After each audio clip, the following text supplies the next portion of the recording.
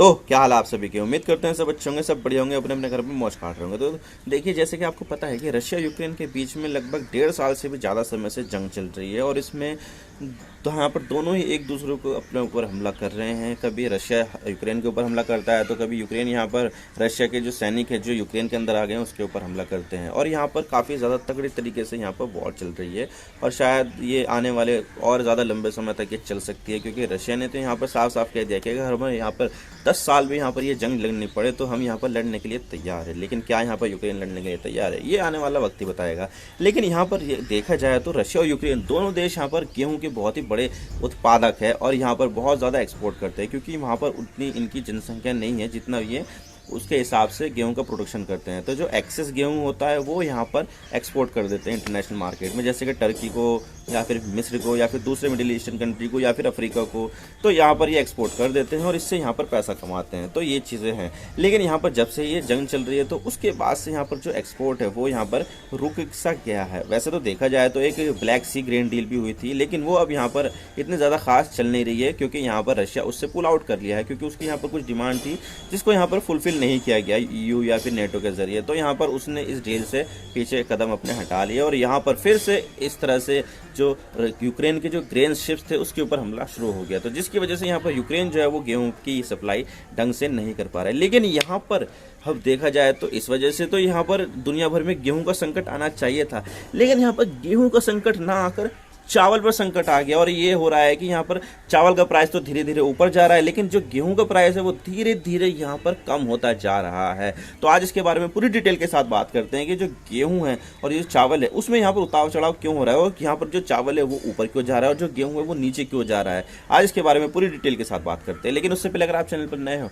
तो सब्सक्राइब जरूर कर देना चैनल को। वीडियो को चाहे लाइक करो या डिसलाइक करो, लेकिन चैनल को सब्सक्राइब जरूर कर देना। तो चलिए वीडियो का आगाज करते हैं।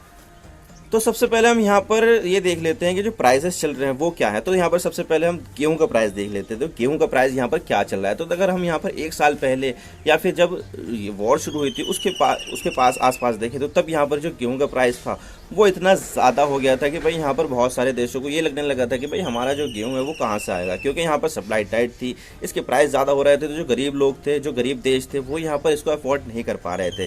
तो देखिए, जब यहाँ पर ये वॉर शुरू हुई थी तो तब यहाँ पर जो गेहूं का प्राइस था वो लगभग $405 प्रति टन था, यानी कि 1000 किलो के यहाँ पर $405 देने पड़ रहे थे, जो काफ़ी ज़्यादा पहुँच गए थे। और अगर हम 1 साल पीछे जाएं तो तब यहाँ पर देने पड़ रहे थे $320 प्रति टन के हिसाब से। लेकिन अगर हम यहाँ पर अभी देखा जाए तो रशिया के जो गेहूं है उसका प्राइस है लगभग $227 प्रति टन। तो इस हिसाब से अगर हम यहाँ पर फ्रेट वगैरह देखें और जो इंश्योरेंस है और जो क्रू की जो सैलरीज वगैरह है ये सब निकाला के देखें तो लगभग ये 1 टन जो पड़ रहा है गेहूँ वो लगभग $270 प्रति टन के हिसाब से पड़ रहा है आज की कीमत में।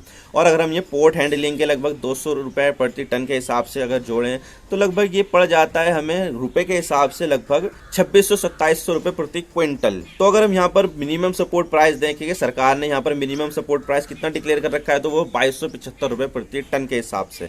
तो सारी चीज़ें यहाँ पर मिलाकर अगर देखा जाए तो यहाँ पर भारत को ये पड़ रहा है लगभग 2600 रुपये 2700 रुपये प्रति क्विंटल। मैं यहाँ पर टन की बात कर रहा था ना, अब यहाँ पर क्विंटल की बात कर लेते हैं।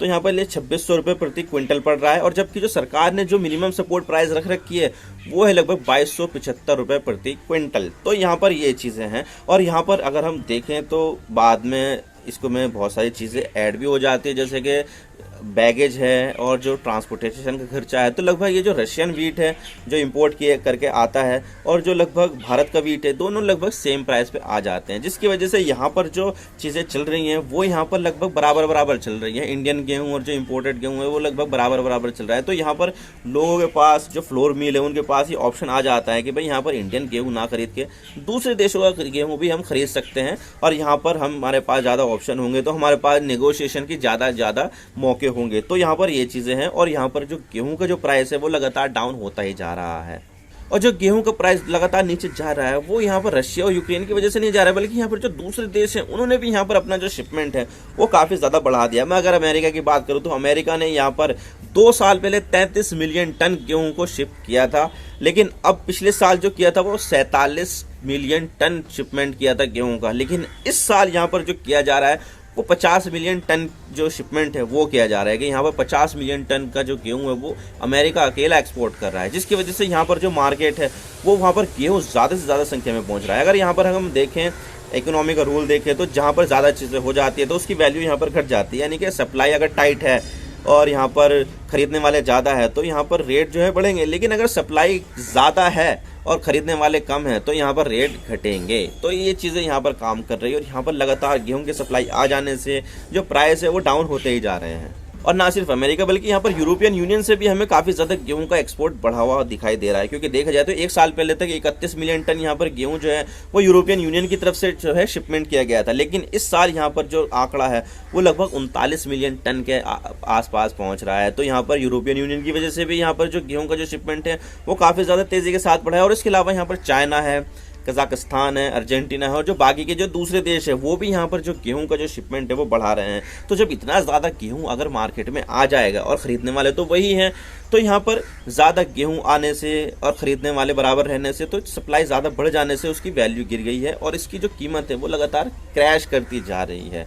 और गेहूं सस्ता होने की वजह से भारत यहाँ पर काफ़ी ज़्यादा संख्या में जो गेहूं है वो इंपोर्ट कर सकता है। और जो पीडीएस सिस्टम है, पब्लिक डिस्ट्रीब्यूशन सिस्टम, जिसमें गेहूं और चावल दोनों दिए जाते हैं, तो उसमें यहाँ पर जो गेहूं है वो यहाँ पर काफ़ी ज़्यादा संख्या में दे सकता है, क्योंकि देखा जाए तो यहाँ पर सरकार की तरफ से भी ऑप्शन आ जाएगा और सरकार जब यहाँ पर इंपोर्ट करती है तो वो बल्क में करती है और बहुत ज़्यादा संख्या में करती है, तो उसके पास यहाँ पर पावर भी आ जाती है कि वो यहाँ पर थोड़ा बहुत यहाँ पर नेगोशिएशन भी करके थोड़ा सा प्राइस और ज़्यादा डिस्काउंट ले सके। तो यहाँ पर ये चीज़ है और इसकी वजह से सरकार जो है वो अपने गोडाउन भी भर सकती है, क्योंकि देखा जाए तो जो सरकार यहाँ पर आने वाले समय में 5 साल तक और यहाँ पर फ्री राशन दे रही है, तो इसके लिए गेहूं की बहुत ज़्यादा ज़रूरत पड़ेगी। तो यहाँ पर सरकार के पास मौका है कि वो यहाँ पर अपने जो गेहूं के गोदाम है, एफसीआई के गोदाम है, वहाँ पर यहाँ पर गेहूं जो है वो काफ़ी ज़्यादा संख्या में स्टॉक कर सकती है। लेकिन यहाँ पर समस्या आ जाती है चावल के साथ। भाई चावल के प्राइस यहाँ पर क्यों लगातार बढ़ते जा रहे हैं, और जो चावल है उसके ऊपर तो इतनी ज़्यादा समस्या आ भी नहीं रही है, क्योंकि देखा जाए तो चावल जो है वो सबसे ज़्यादा जो एक्सपोर्ट किया जाता है वो इंडिया के ज़रिए किया जाता है। इंडिया यहाँ पर दुनिया का 40% जो चावल है वो एक्सपोर्ट करता है और बाकी के जो 60% है उसमें वियतनाम, थाईलैंड, पाकिस्तान, इंडोनेशिया और दूसरी जगह पर आ जाते हैं। तो चावल की वजह से समस्या क्या है, क्योंकि इन देशों में तो कोई समस्या चल भी नहीं रही है, तो चावल के ऊपर क्या ऐसी समस्या आ गई जिसकी वजह से इसके प्राइस ज़्यादा जा रहे हैं। तो अगर हम यहाँ पर चावल के प्राइस देखें तो चावल के मामले में सबसे बड़ा जो एक्सपोर्टर है वो इंडिया है, लेकिन यहाँ पर इंडिया ने यहाँ पर जो चावल का जो एक्सपोर्ट है उसके ऊपर बैन लगा दिया है। और जो बैन लगाया गया है भारत ने, वो यहाँ पर भारत में सप्लाई और जो प्रोडक्शन है उसमें कमी आने की वजह से बैन लगाया गया है कि भाई यहाँ पर जो चावल है उसमें भारत में कोई दिक्कत ना आए, भारत के जो लोग हैं उसके ऊपर पहला हक है, यानी कि भारत की ज़रूरतें पूरी हो जाए, उसके बाद अगर बचेगा तब यहाँ पर भारत चावल का एक्सपोर्ट करेगा, वरना तो नहीं करेगा, ताकि यहाँ पर भारत में जो सिचुएशन है वो यहाँ पर काम रहे और यहाँ पर चावल के प्राइस इतने ना बढ़ पाए। तो इसी वजह से सरकार ने यहाँ पर एक्सपोर्ट पर बैन लगा दिया है चावल के ऊपर। लेकिन अगर हम यहाँ पर गेहूं के इंपोर्ट की बात करें तो गेहूं के इंपोर्ट पर 40% की ड्यूटी लगी हुई है। तो अगर यहाँ पर सरकार इस तरह की जो ड्यूटी है वो हटाती है ताकि गेहूं के प्राइस नीचे चले जाए, तो इससे यहाँ पर जो किसान है वो सरकार से नाराज़ हो जाएंगे। और अगले साल यहाँ पर चुनाव भी हो रहा है और अभी यहाँ पर 4-5 राज्यों में चुनाव चल भी रहे हैं, तो इसकी वजह से सरकार यहाँ पर गेहूं के इंपोर्ट तो यहाँ पर इतना ज़्यादा देखेगी नहीं और सरकार यहाँ पर गेहूं का इंपोर्ट करेगी भी नहीं। लेकिन अगर सरकार चाहे तो अपने गोदाम भरने के लिए गेहूं का इंपोर्ट कर सकती है, ताकि यहाँ पर जो है अपने गोदाम है उसमें भरे रहें और यहाँ पर जो सरकार है वो पीडीएस के ज़रिए गेहूँ का डिस्ट्रीब्यूशन भी कर ले। लेकिन यहाँ पर चावल के साथ ऐसी समस्या है कि भाई चावल के मामले में देखें तो अगर ये टेबल देखो, भारत ने तो एक्सपोर्ट पूरी तरह से बैन कर दिया, लेकिन जो सबसे ज़्यादा जो दूसरे नंबर पर सस्ता चावल बेचता है वो पाकिस्तान है। अगर हम 2 साल पहले तो देखें तो $351 प्रति टन के हिसाब से पाकिस्तान यहाँ पर चावल बेचता था, फिर $418 प्रति टन के हिसाब से यहाँ पर पाकिस्तान चावल बेच रहा है और आज के डेट में पाकिस्तान जो चावल बेच रहा है वो $555 प्रति टन के हिसाब से। उसके बाद यहाँ पर आ जाता है थाईलैंड का नंबर, अमेरिका का नंबर, वियतनाम का नंबर, उरुग्वे का नंबर, जिनके चावल और ज़्यादा महंगे हैं। तो यहाँ पर जो सबसे सस्ता चावल बेच रहा है वो पाकिस्तान बेच रहा है, क्योंकि पाकिस्तान की जो जलवायु और भारत की जो जलवायु है वो लगभग एक जैसी ही है, दोनों के जो बराबर एक दूसरे के पड़ोसी देश है और जलवायु भी लगभग सेम है, तो चावल की क्वालिटी भी लगभग एक जैसी ही है। तो यहाँ पर जो चावल का जो प्राइस है वो लगातार बढ़ते ही जा रहा है और भारत जो है वो चावल का सबसे बड़ा एक्सपोर्टर है। दुनिया का लगभग 40% जो चावल एक्सपोर्ट किया जाता है वो इंडिया के ज़रिए ही किया जाता है। और इंडिया की जो पोजीशन है वो ऐसी है कि पाम ऑयल में अगर कोई देश माने जाते हैं तो वो इंडोनेशिया और मलेशिया है, उनकी यहाँ पर पूरी तरह से डोमिनेंस चलती है। इसके अलावा जो गेहूं के जो ऊपर जो डोमिनेंस चलती है वो रशिया यूक्रेन की चलती है, और सनफ्लावर ऑयल में भी रशिया यूक्रेन की चलती है। और इसी तरह से जो चावल में जो एक्सपोर्ट किया जाता है और जिसकी डोमिनेंस चलती है चावल के मामले में, वो इंडिया की चलती है। लेकिन इंडिया ने यहाँ पर चावल के एक्सपोर्ट पर बैन लगा दिया है, और यहाँ पर देखा जाए तो चावल के जो एक्सपोर्ट पर बैन लगाया गया है इंडिया ने, वो यहाँ पर आपने देखा होगा कि इस बार यहाँ पर हिमाचल प्रदेश में काफ़ी ज़्यादा बारिश हुई है, पंजाब में काफ़ी ज़्यादा बारिश हुई है, हरियाणा में, उत्तर प्रदेश पश्चिम में हुई है। तो इसकी वजह से चावल की जो फसल है उसके ऊपर काफ़ी ज़्यादा असर पड़ा है, और चावल की जो फसल है काफ़ी ज़्यादा बर्बाद हुई, और इसी वजह से भारत का जो प्रोडक्शन है वो यहाँ पर इस बार काफ़ी ज़्यादा गिरने की संभावना है, जिसकी वजह से यहाँ पर चावल की कमी भी हो सकती है।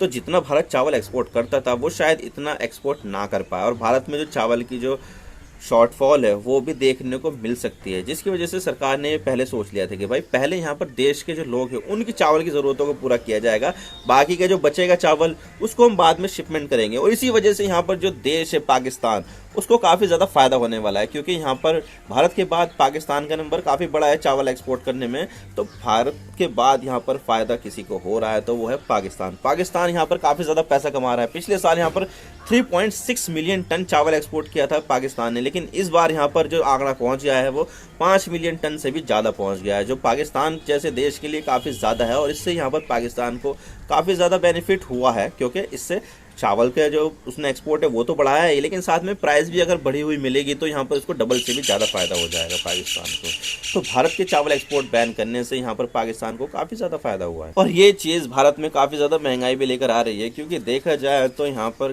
भारत में काफ़ी ज़्यादा लोग यहाँ पर चावल खाते हैं, लेकिन चावल का प्राइस बढ़ने से यहाँ पर जो महंगाई है वो भी काफ़ी ज़्यादा बढ़ेगी। और भारत की जो सीरियल इन्फ्लेशन है, यानी कि खाने पीने की चीज़ों का जो महंगाई है, वो लगभग 10% से भी ऊपर चले जा रहा है। ओवरऑल देखा जाए तो वो काफ़ी कम है, लेकिन अगर हम खाने पीने की चीज़ों की कीमत को देखें तो इसमें इन्फ्लेशन 10% से भी ज़्यादा है, जो काफ़ी ज़्यादा है भारत के लिए। तो ओवरऑल देखा जाए तो यहाँ पर चावल की जो कीमत है वो लगातार बढ़ती जा रही है, जबकि जो गेहूं की जो कीमत है वो लगातार घटती जा रही है, क्योंकि यहाँ पर जो चावल है उसको लिमिटेड नंबर में ही जो देश हैं वो पैदा करते हैं, जैसे कि south Asia, south eastern Asia, इसमें काफ़ी ज़्यादा चावल पैदा किया जाता है। लेकिन जो गेहूं है उसका जो प्रोडक्शन है वो दुनिया भर के बाकी के जो दूसरे देश है वो करते हैं, बहुत सारे देश करते हैं यहाँ पर, जबकि जो चावल है उसको जो प्रोडक्शन है वो लिमिटेड नंबर में देश ही करते हैं। तो गेहूँ जो है वो दुनिया भर से आ गया है, इंटरनेशनल मार्केट में फ्लड करके आया है, तो गेहूँ की जो सप्लाई है वो काफ़ी ज़्यादा बढ़ गई है, लेकिन खरीदने वाले तो उतने ही हैं। तो इसकी वजह से इसकी जो प्राइस है वो क्रैश कर रहे हैं, जबकि जो चावल है उसकी कीमत लगातार बढ़ती जा रही है।